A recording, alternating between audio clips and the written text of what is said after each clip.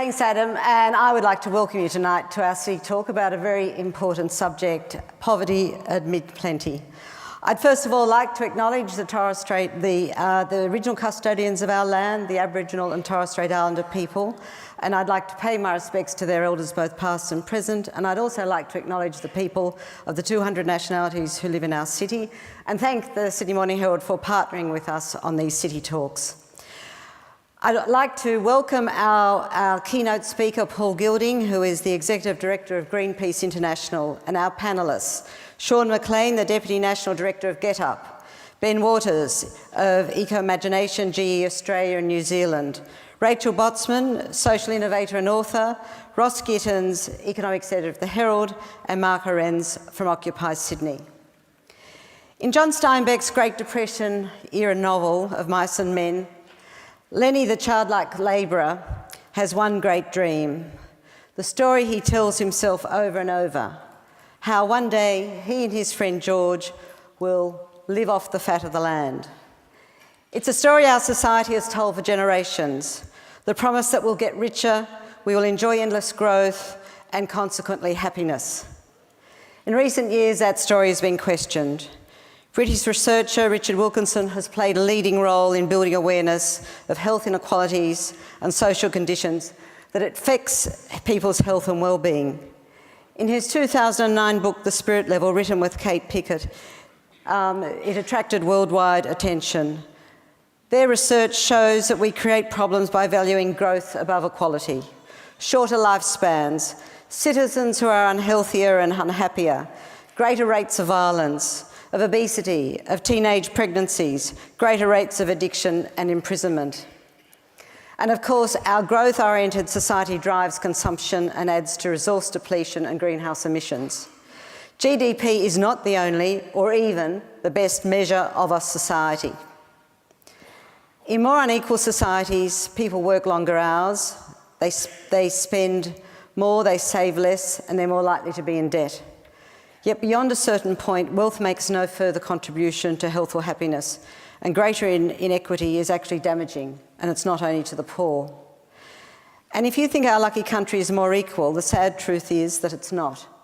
Like Britain and the United States, we have one of the greatest gaps in equality and the parallel high levels of incarceration, of drug and alcohol abuse, and other negative consequences. While the huge profits from Australia's finite natural resources boom are enjoyed by a few, a recent report in the Herald showed that 40% of the Australian workforce, that's 4 million Australians, are now casual workers with a lack of protection that implies. Breadwinners and young people are pushed into insecure jobs and they're rightfully fearful about their future. And as casualisation of the workforce grows, it will increase stress on those workers and it will increase pressure on our sense of community and our social cohesion. At the City of Sydney, we believe that government has an essential role in the narrowing of that gap and of building an equitable and sustainable society. The City of Sydney does not have access to the big levers of change, but we are the level of government closest to the people, and we take seriously our responsibility to nurture communities, to close the gap where we can, and to improve the quality of people's lives. We aim to structure our city physically and socially to promote equity and to create environments in which human relationships can flourish and be sustained. Sustainable Sydney 2030 is built on this premise, that city government must plan for a future that is environmentally, economically and socially sustainable. We invest heavily in parks and public open spaces, such as the new Pyramid Park and the Paddington Reservoir Gardens and Sydney Park and Redfern Park and Prince Alfred Park, for example. They give all residents access to green space and sunlight, to recreation and play space for children. Well-stocked and well-equipped libraries provide access to knowledge and opportunities for learning whatever your income. An extensive grants program worth $10 million a year encourages community projects and programs that otherwise might not reach fruition. Childcare for working parents and specialised programs such as job skills for people through IT training for older people support our communities at all stages of their lives. For some young people in the city, the simple lack of a driver's licence becomes a major barrier to employment. Under the Driving for Employment program, the city partners with the Salvation Army and Oasis Youth Support to provide vehicles and funding to teach these young people and to allow them to get up the driving hours they need to get their licence.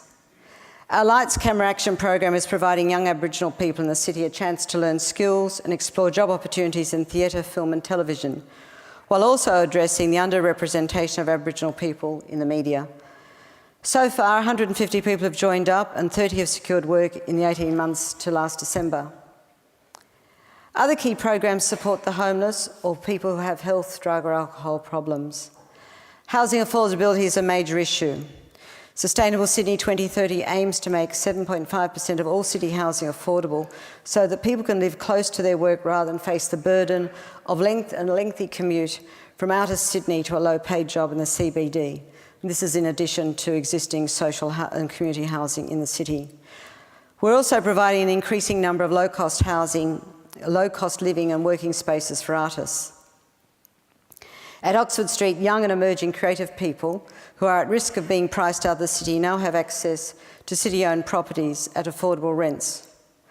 Oxford Street businesses have been squeezed by Westfield at Bondi Junction and in the city, so that 16 new businesses are bringing new life to the area while also using local shops and cafes, thereby supporting the local economy.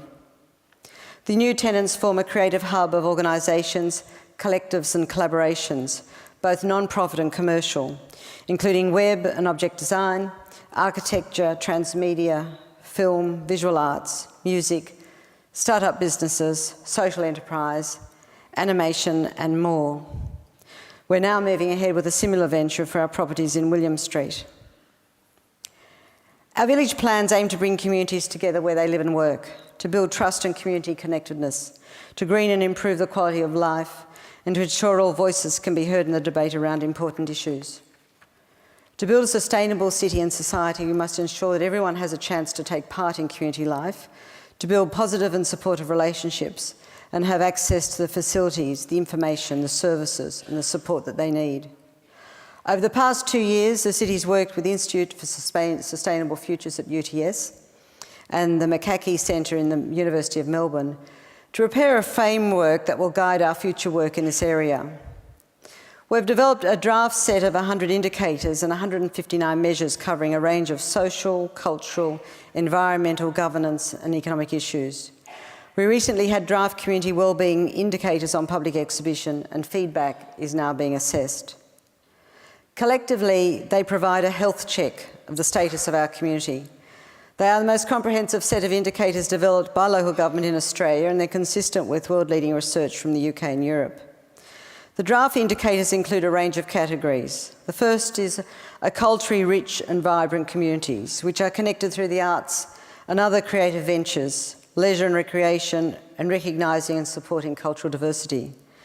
This includes people's access to culture as spectators and participants. Secondly, the democratic and engaged communities that focus on the opportunity for people to have their say in decisions affecting their lives, where they are engaged in the decision-making process, where government is transparent and accountable, and where equality and human rights are cornerstones.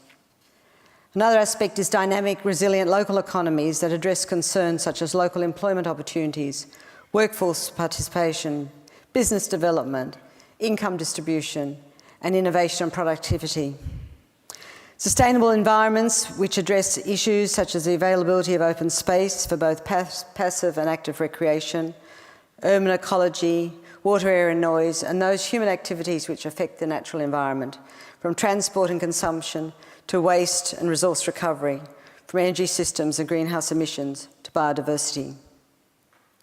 Some policy areas can be dealt with directly by city government. In others, we seek to influence other decision makers. And finally, there are areas over which we have no control or influence, but know are of concern to the community and affect community wellbeing. Questions such as internet access, food security, and importantly, income distribution. We have invested in measuring the full range so that we can make informed choices about how to direct our efforts and to track the progress of the community over time. We want to be in an informed position to advocate on the community's behalf to other levels of government and to the private and to the not-for-profit sectors. I want to conclude by again quoting Richard Wilkinson in a recent interview. He said, I quote, It's really important to paint a picture of the world we can move towards, a world where we not only have greater equality and improved social relations, but also a move towards sustainability, a move towards working for the community where we get our sense of self-worth. This is certainly our goal at the City of Sydney as we work with our communities to achieve Sustainable Sydney 2030. Thank you.